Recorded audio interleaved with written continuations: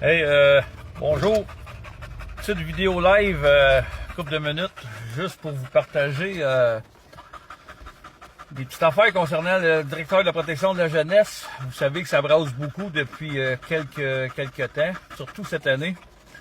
Et j'ai pris connaissance, puis je veux pas caler chaque personne qui fait des actions concernant ça, mais je veux juste se faire prendre une vraie prise de conscience, là. J'ai vu un TikTok de quelqu'un que je connais en fin de semaine, et comme quoi qu'il y a des personnes qui veulent demander à s'asseoir avec le ministre Carman. Sachez une chose, mais le ministre Carman, c'est lui qui a parti la commission Laurent et les gens pouvaient s'asseoir avec. Et le ministre Carman s'en calisse la réalité. L'heure est rendue de s'asseoir avec le procureur général du Québec, qui est le ministère de la Justice, étant donné que c'est des crimes qui se commettent. De s'asseoir avec le barreau du Québec et un juge de la Cour supérieure. Et moi, je suis rendu là, que le 8 septembre, officiellement, je vais aller m'asseoir avec le procureur général, un juge de la Cour supérieure, ainsi qu'un représentant du barreau du Québec, qui était bâtonnier. Maintenant, je vous lance un appel. Si vous êtes sérieux à vouloir des changements sur le DPJ et que vous voulez vraiment vous asseoir avec le ministre Carman, qui sert absolument à rien, l'heure est rendue de dénoncer les crimes et de les faire arrêter. C'est l'heure de s'asseoir avec les hautes instances pour vrai, pas avec un petit ministre, un pion qui est là. Je vous invite à me communiquer en privé.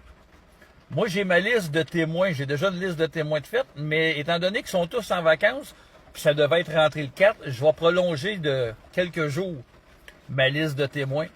Ça fait que si ça vous tente de venir vous asseoir dans un procès, ça va être debout par exemple pour se témoigner, mais si vous êtes réellement sérieux à vouloir un changement et à vouloir vous asseoir avec le ministre Carman, moi je vous invite à me contacter pour que vous puissiez parler devant le ministre de la Justice, le procureur général du Québec, devant le représentant du barreau du Québec, et dévoiler ce que vous êtes témoin concernant les crimes qui se commettent en Chambre de la jeunesse.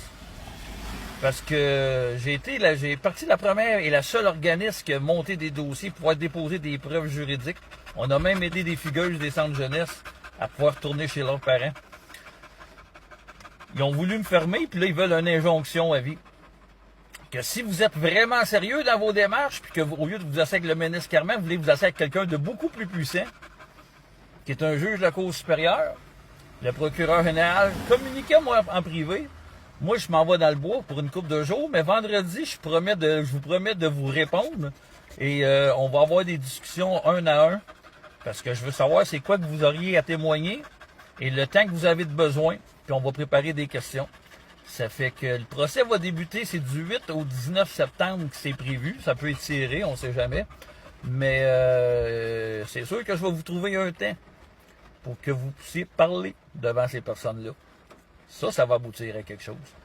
Puis les gens qui ils veulent assister, ben ça va être le temps. 100 000 personnes alentour du palais de justice de Montréal, parce que c'est alentour du barreau du Québec, c'est tout dans le même coin. Peut-être qu'il y aura un vrai changement, là, au lieu de tourner en rond. Je vous souhaite une bonne journée et une bonne semaine à tous. Bye!